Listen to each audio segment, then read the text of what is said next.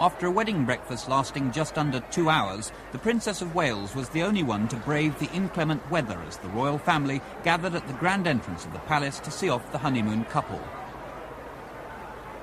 Inside the semi-state landau, a new unexpected member of the royal family tied firmly into place.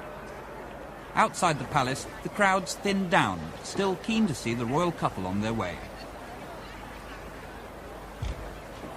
When they finally emerged, the Duke and Duchess were surrounded by staff from the palace and showered in confetti and 24,000 rose petals. The Duchess of York dressed in a going-away outfit of silk crepe de chine with violet flowers. On the back of the landau, a special message from the family. And a wave to see them out.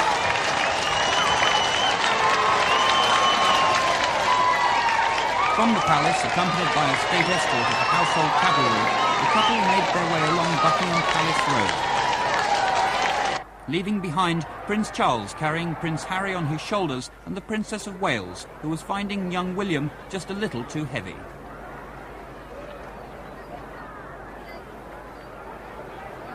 Meanwhile, the procession was making its way through Victoria and Pimlico on a journey lasting just under a mile and a half to the Royal Hospital, Chelsea.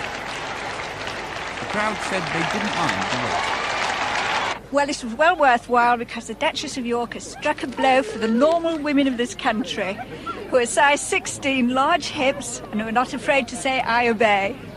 At the hospital, there was a waiting guard of honour of Chelsea pensioners and a private reception for the Governor, General Sir Robert Ford.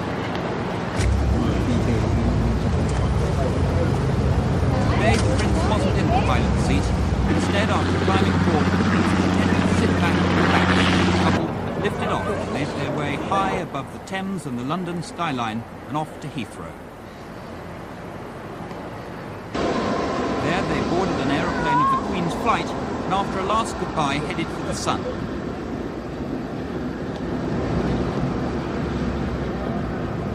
Unbeknown to them, there was one final practical joke in store before they disappeared on honeymoon. Robin White, News at 10, Central London.